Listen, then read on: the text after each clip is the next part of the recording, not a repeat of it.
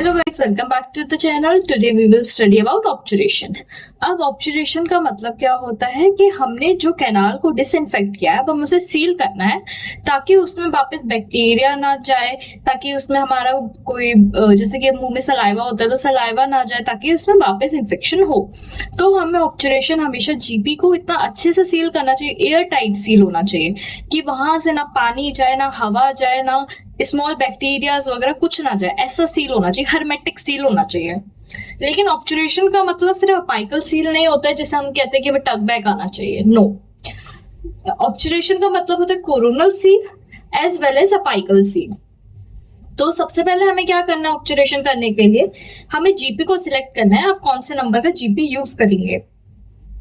For example, अगर हमने constant taper वाली रोटी सिस्टम यूज किया है, यानी कि हमने मान के चलिए लास्ट फाइल 25-4% यूज की थी, तो हम 25-4% का ही जीपी यूज करेंगे। अगर हमने F2 नंबर की फाइल यूज की थी तो हम F2 का जीपी यूज करेंगे।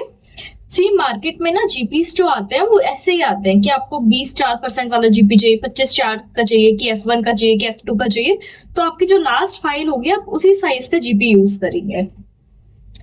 अब हम जो जीपी यूज करते हैं उसके साथ सीलर यूज करते हैं, तो जो हमारा सीलर होगा वो हमेशा हमारा एपेक्स तक जाएगा, लेकिन जीपी हमारा हमेशा 1 mm शॉर्ट रहेगा, यानी कि माइनर कंस्ट्रिक्शन तक होगा।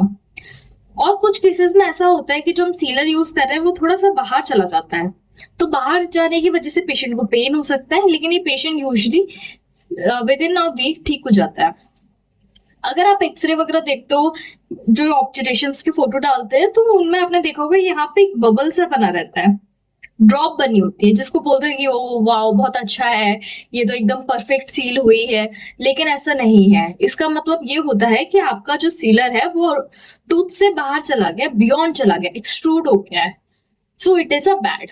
अगर हम आरसीटी कर रहे हैं तो हम जो भी मटेरियल यूज कर रहे हैं वो सिर्फ हमारा कैनाल के अंदर रहना चाहिए, कैनाल के बाहर नहीं। अगर कोई भी चीज हमारी कैनाल के बाहर गई वो है एक्सट्रूजन, और एक्सट्रूजन होगा तो इसको body as a foreign material लेगी और इस पे इन्फ्लेमेटरी रिएक्शंस होंगी और वो पेन कॉज करेगा। ठीक है, इतना समझे। अब एक्चुअली हम क्लिनिकली कैसे ऑब्जर्वेशन करते हैं वो समझते हैं। हमने जीपी सिलेक्ट कर लिया कि हमें कौन से साइज का जीपी चाहिए। अब हम जीपी को एक बार कैनाल के अंदर इंसर्ट करके एक्सरे लेके और कंफर्म कर लेंगे कि हाँ ये एकदम एग्जैक्ट सही से जा रहा है, पाइकल सील बन रहा है, टक बैक आ रहा है, फाइनल जीपी यही है। अब ऑब्जर्वेशन स्टार्ट करने से पहले हम पेपर पॉइंट से कैनाल को ड्राई करेंगे। अब पेपर पॉइंट हमारी यूजुअली 2% होती है, पतली पतली। इसमें भी बहुत सारे वेरियस नंबर आते हैं, जैसे कि 10 नंबर आता है, 20 नंबर आता है, 25 नंबर आता है। तो पेपर पॉइंट हमेशा करस्पॉन्डिंग अपाइकल फोरामेन के डायमीटर से ही लेना है। जैसे कि हमने लास्ट फाइल 25-4 यूज की, तो हम 25 नंबर का ही पेपर पॉइंट से ही ट्राई करेंगे, क्योंकि वही हमारा प्रॉपर एपेक्स तक जाएगा और वहां से और वो एपेक्स के बाहर भी नहीं जाएगा। क्योंकि क्या होता है ना, जैसे अगर हमने छोटे नंबर का जीपी पेपर पॉइंट ले लिया, जैसे मान के चलो 20 नंबर का ले लिया और हमारा अपाइकल फोरामेन था, अपाइकल फोरामेन 25 था और हमने 20 नंबर का ले लिया, तो वो क्या होगा, एपेक्स क्रॉस कर देगा। और यहाँ पे पीडियल बोन, तो यहाँ के पे जो ब्लड होगा, यहाँ पे जो फ्लूइड्स होंगे, पेपर पॉइंट उसको सोक कर लेगा। और जब आप जीपी निकालोगे, सॉरी पेपर पॉइंट निकालोगे, तो पेपर पॉइंट में ब्लड मार्क्स रहेंगे, वो गीला रहेगा, तो आपको लगेगा कि लो कैनाल तो भी ड्राई हुई नहीं। तो आप हमेशा करस्पॉन्डिंग साइज का ही पेपर पॉइंट यूज करेंगे। जैसे कि 25 नंबर का यूज करेंगे तो एपेक्स तक जाएगा, फिर कैनाल ड्राई हो जाएगी। हमको पेपर पॉइंट तब तक रिप्लेस करना है जब तक वो ड्राई ना निकले। आप एक पेपर पॉइंट डालेंगे, 2 सेकेंड हार्डली थोड़ा सा वेट करेंगे और फिर ट्विजर से उसको निकालेंगे। फिर पेपर पॉइंट को इंस्पेक्ट करेंगे कि उसमें ब्लीडिंग पॉइंट्स तो नहीं है, पेपर पॉइंट ड्राई है कि नहीं है। अगर आपको लग रहा है अभी भी वेट है, आप फिर से एक पेपर पॉइंट डालेंगे। आप ये रिपीट करते जाएंगे जब तक कैनाल आपकी ड्राई नहीं होती। Once your canal is dry, अब जब तक आप कैनाल ड्राई कर रहे हैं, आप साइड में क्या करेंगे, जीपी को स्टेलाइज करेंगे। जो भी हम जीपी यूज करते हैं पैकेट्स में जो आता है वो स्टेलाइज नहीं होते हैं, तो स्टेलाइज करना चाहिए। अब स्टेलाइज करने के लिए आपको कोई बहुत अलग चीज नहीं करनी है। सिंपल क्लिनिक पे हाइपो होता है, हाइपो से स्टेलाइज करो। एक बॉक्स में हाइपो रखो, उसमें जितने भी जीपीज है उनको डाल दो और फिर डाल के छोड़ दो 1-2 मिनट, विद इन 2 मिनट्स वो स्टेलाइज हो जाएंगे। लेकिन अभी क्या होगा, जीपी पे कोटिंग हो जाएगी हाइपो की, जो कि हमें नहीं चाहिए।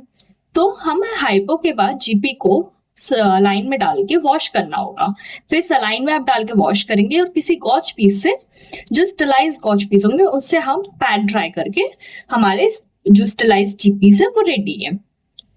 अब हम क्या करेंगे, अब हम सीलर मिक्स करेंगे और सीलर को जीपी पे कोट करेंगे। हमें जीपी पूरा कोट नहीं चाहिए सीलर पे, सिर्फ हमें अपाइकल 1/3 टू मिडिल 1/3 में ही चाहिए। उसको हम कोट करेंगे और हम धीरे धीरे इंसर्ट करेंगे। इंसर्ट करने के बाद हम अप एंड डाउन मोशन करेंगे जीपी से, और फिर जीपी को इंसर्ट करके ऊपर से कट करके एक हर्मेटिक सील बना देंगे। अब ये तो हमारी बात हुई कि हमने अपाइकल सील बहुत अच्छी बना दी, लेकिन अभी क्या है, अभी हमने कोरोनल से भी अच्छी सील बना दी, लेकिन अभी भी एक कोरोनल सील, ऊपर का जो हमारा कोरोनल रेस्टोरेशन है वो बचा है। कोरोनल रेस्टोरेशन में आप कभी भी टेम्पररी मटेरियल्स यूज नहीं करेंगे। बहुत लोग होते हैं जो कैविट टेम्पररी आता है वो डाल देते हैं, नहीं, हमें ऊपर कोरोनल सील भी अच्छी चाहिए, ताकि हमारे जो माउथ का जो सलाइवा है वो हमारे कैनाल के अंदर न चले जाए। अब क्या होगा, अगर हमने नीचे तो बहुत अच्छा जीपी आपने डाला, स्टेलाइज करके डाला और आपने बहुत अच्छे से हाइपो किया था, इरिगेशन किया था, सब अच्छे से किया, लेकिन आपने क्या किया, जो ऊपर कोरोनल रेस्टोरेशन होती वहां आपने टेम्पररी भर दिया, वहां आपने जीआईसी या कंपोजिट नहीं किया। वैसे कंपोजिट इज बेस्ट, लेकिन जीआईसी भी आप करो, एटलीस्ट टेम्पररी से तो बेटर ही है ना जीआईसी। लेकिन अगर आपने वो सब नहीं किया और आपने टेम्पररी मटेरियल लगा के छोड़ दिया पेशेंट को, तो उससे होगा क्या, टेम्पररी धीरे धीरे डिसॉल्व हो जाता है। वो इतना स्ट्रॉन्ग मटेरियल थोड़ी ना है, वो आपके जो कोरोनल सील होगा वहां लैक हो जाएगी, वहां माइक्रो लीकेजेस रहेंगे, जिसकी वजह से आपका जो सलाइवा है, जो हमारे बॉडी लिक्विड्स है, वो धीरे धीरे इंट्रैप होके कैनाल सिस्टम में चले जाएंगे और फिर से आपका री इन्फेक्शन हो जाएगा, जो कि हमें नहीं चाहिए। तो जब भी आप उस ऑब्जर्वेशन करें, उसके बाद कंपोजिट से एक कोरोनल रेस्टोरेशन जरूर इंपॉर्टेंट है। Okay, thank you.